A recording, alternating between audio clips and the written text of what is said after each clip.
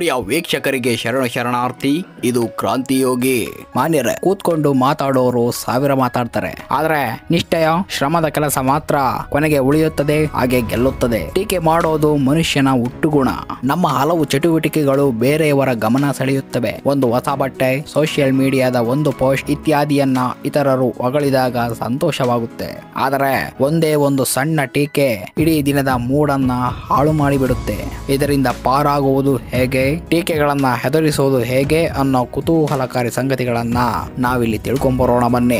ಮನುಷ್ಯ ಸಂಘಜೀವಿ ಮತ್ತು ಸ್ವಭಾವತಃ ಭಾವಜೀವಿ. 4 ಜನರ ಮಧ್ಯೆ ಇದ್ದು ಬದುಕುವಾಗ ಇತರರ ಮಾತು, ಮೂದಲಿಕೆ ಎಲ್ಲವೂ ಸಾಮಾನ್ಯ.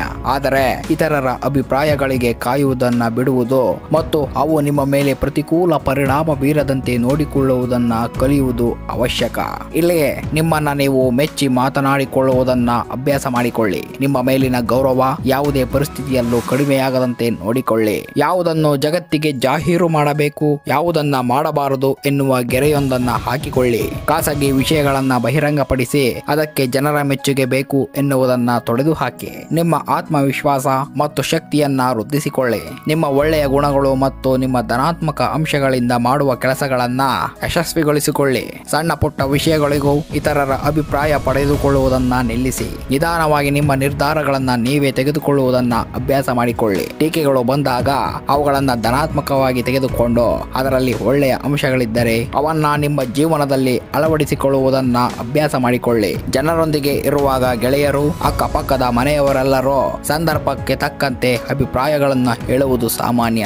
ಆದರೆ ಸಣ್ಣ ಸಣ್ಣ ವಿಷಯಕ್ಕೂ ಅವರ ಅಭಿಪ್ರಾಯ ಕೇಳುವಾಗ ನಾವು ಮಾಡುವ ಕೆಲಸವನ್ನ ಇತರರು ಹೊಗಳಬೇಕು ಎಂಬ ಆಸೆಗಳು ಚಿಗುರಿದಾಗ ಕೆಲವೊಮ್ಮೆ ಇತರರ ಹೇಳಿಕೆ, ಅಭಿಪ್ರಾಯಗಳು ಅನಾಯಾಸವಾಗಿ ಸಂಕಷ್ಟಗಳನ್ನ ತಂದೊಡ್ಡುತ್ತವೆ.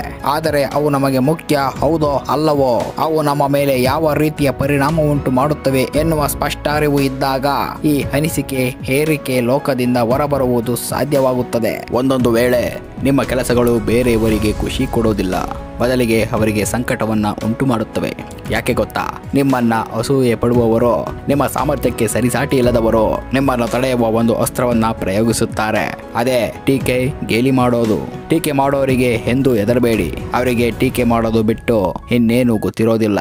ಬದಲಾವಣೆಗೆ ಎಂದು ಹೆದರಬೇಡಿ. ಬದಲಾವಣೆ ನಿಮ್ಮನ್ನ ಎತ್ತರಕ್ಕೆ ಕೊಂಡೊಯ್ಯುತ್ತಿರುತ್ತದೆ. ಎದುರಾಳಿ ನಿಮ್ಮನ್ನ ಟೀಕಿಸುತ್ತಿದ್ದರೆ ಪ್ರತಿಕ್ರಿಯೆಯನ್ನ ನೀಡಬೇಡಿ. ಅಲ್ಲಿ ಸಣ್ಣ ಕಿರುನಗೆ ಬೀರಿ ಅವರನ್ನ ಸೋಲಿಸಿ. ಟೀಕೆಗಳನ್ನ ಗಂಭೀರವಾಗಿ ತೆಗೆದುಕೊಳ್ಳಲೇಬೇಡಿ. ನಿಮ್ಮ ಕೆಲಸದ ಕಡೆ ಗಮನ ಹರಿಸಿ. ನೀವು ಟೀಕೆಗಳಿಗೆ ಸ್ಪಂದಿಸಿದರೆ ನಿಮ್ಮ ಫೋಕಸ್ ಅನ್ನ ಕಳೆದುಕೊಳ್ಳುತ್ತೀರಾ, ಸಾಧಿಸುವಲ್ಲಿ ವಿಫಲರಾಗುತ್ತೀರಾ. ಟೀಕೆಗಳನ್ನ ಅಭ್ಯಾಸ ಮಾಡಿಕೊಳ್ಳಿ. ನಿಮ್ಮನ್ನ ನೇರವಾಗಿ ಗೆಲ್ಲದವರು, ಸೋಲಿಸಲು ಆಗದವರು ಮಾತ್ರ ನಿಮ್ಮನ್ನ ಟೀಕೆ ಮಾಡುತ್ತಾರೆ ಎಂಬ ಮಾತನ್ನ ಯಾವಾಗಲೂ ನೆನಪಿನಲ್ಲಿಟ್ಟುಕೊಳ್ಳಿ. ನಮ್ಮ ಜೀವನದ ಬಹುತೇಕ ಭಾಗ ಅವರಿವರ ಮಾತಿನಿಂದ ಪ್ರಭಾವಿತವಾಗುವುದು. ಬದುಕು ನಮ್ಮದಾದರೂ ಅದರ ಬಗ್ಗೆ ಇತರರು ಟೀಕೆ ಟಿಪ್ಪಣಿ ಮಾಡುತ್ತಿರುತ್ತಾರೆ. ಹೇಗೆ ಬಾಳಿದರೂ ಅಳೆದು ತೂಗುವವರು, ಎತ್ತಿ ಆಡುವವರು ಇರುತ್ತಾರೆ. ಟೀಕೆಗಳನ್ನ ಹೇಗೆ ಸ್ವೀಕರಿಸಬೇಕು ತಿಳಿದುಕೊಂಡರೆ ಜೀವನ ನೆಮ್ಮದಿ ಕಾಣಬಹುದು. ಗೀತೆಯನ್ನು ಬೋಧಿಸಿದ ಶ್ರೀಕೃಷ್ಣ, ಮರ್ಯಾದಾ ಪುರುಷೋತ್ತಮ ಶ್ರೀರಾಮನು ಕೂಡ ಜನರ ಟೀಕೆಗೆ ಒಳಗಾದವರೇ. ತಿದ್ದಿಕೊಳ್ಳುವುದೆಷ್ಟು, ತಾಳಿಕೊಳ್ಳುವುದೆಷ್ಟು, ತಿರುಗಿ ಬೀಳುವುದೆಷ್ಟು ಎಂಬ ಗುಟ್ಟನ್ನ ಅರಿತಿರಬೇಕು. ಮಹನೀಯರ ಬದುಕಿನಲ್ಲಿ ನಾವಿದನ್ನ ಕಾಣಬೇಕು. ಸಂತೆಯೊಳಗೆ ಮನೆ ಮಾಡಿ ಶಬ್ದಕ್ಕೆ ಅಂಜಬೇಡಿ ಎಂಬಂತೆ ಜಗತ್ತಿನೊಳಗಿದ್ದು ಟೀಕೆಗೆ ಹೆದರಬಾರದು ಅಂದುಕೊಳ್ಳಬೇಕು.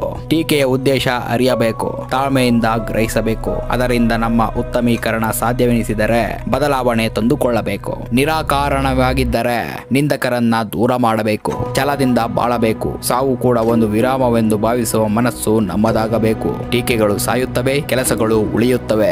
ಬಂಧುಗಳೇ, ಮುಂದಿನ ಸಂಚಿಕೆಯಲ್ಲಿ ಮತ್ತೊಂದು ಕುತೂಹಲಕಾರಿ ಸಂಗತಿಗಳೊಂದಿಗೆ ಖಂಡಿತ ಬರ್ತೀನಿ. ಲೈಕ್, ಶೇರು, ಸಬ್ಸ್ಕ್ರೈಬ್ ಮಾಡ್ತಾ ಇರಿ ಅಂತ ಹೇಳ್ತಾ ಅಲ್ಲಿಯವರೆಗೂ ಕ್ರಾಂತಿಯೋಗಿಯ ಶರಣಾರ್ಥಿಗಳನ್ನ ತಿಳಿಸ್ತಾ ಮತ್ತೆ ಸಿಗೋಣ. ಜೈ ಹಿಂದ್.